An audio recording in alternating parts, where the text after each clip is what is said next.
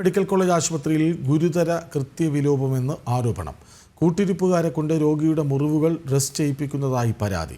പട്ടാമ്പി സ്വദേശി സൈഫുദ്ദീനാണ് പരാതിയുമായി രംഗത്തെത്തിയത്. ഭാര്യാപിതാവിൻ്റെ കാലിലെ മുറിവ് ഡ്രസ് ചെയ്യാൻ ആശുപത്രി അധികൃതർ തന്നോട് തന്നെ പറഞ്ഞതായി സൈഫുദ്ദീൻ പരാതിപ്പെട്ടു. കോഴിക്കോട് മെഡിക്കൽ കോളേജിനെതിരെ നിരന്തരം ഗുരുതര ആരോപണങ്ങൾ ഉയരുകയാണ്. കഴിഞ്ഞ ദിവസമാണ് മലപ്പുറം വേങ്ങര സ്വദേശി അബ്ദുൽ കരീം ആശുപത്രിയിൽ ചികിത്സ തേടിയത്.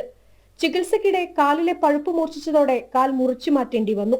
എന്നാൽ രോഗിയായ അബ്ദുൽ കരീമിന്റെ മുറിവിൽ ഡ്രസ് ചെയ്യാൻ ആശുപത്രി അധികൃതർ തന്നോട് ആവശ്യപ്പെട്ടു എന്നാണ് കൂടെയുണ്ടായിരുന്ന ബന്ധുവിന്റെ പരാതി.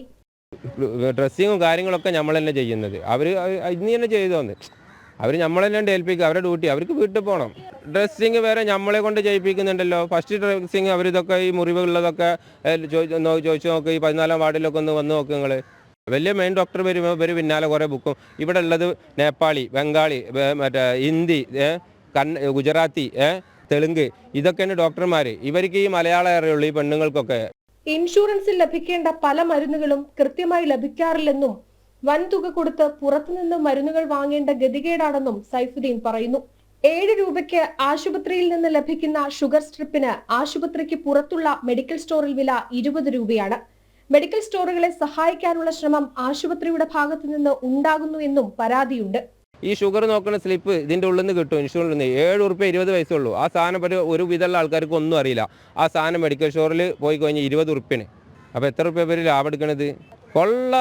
കൊല്ലം ജനങ്ങളെ കൊള്ളടിക്കാണ് പുറത്തുള്ള മെഡിക്കൽ സ്റ്റോർ മൊത്തം. മരുന്നു കമ്പനികൾ ആശുപത്രിയിലേക്കുള്ള മരുന്ന് വിതരണം നിർത്തിയതോടെ ആശുപത്രിയിലെ ന്യായവില സ്റ്റോറിലെ പല മരുന്നുകളും ഇതിനോടകം തീർന്നു.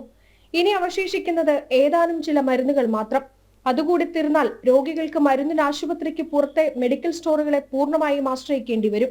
ആശുപത്രിക്കെതിരെ ഗുരുതര ആരോപണങ്ങൾ ഉയരുമ്പോഴും മരുന്ന് വിതരണം നിർത്തിവെച്ചിട്ടും ആരോഗ്യമന്ത്രിയുടെ ഭാഗത്തു നിന്ന് ഇതുവരെ വിഷയത്തിൽ പ്രതികരണമുണ്ടായിട്ടില്ല. ജനം, കോഴിക്കോട്.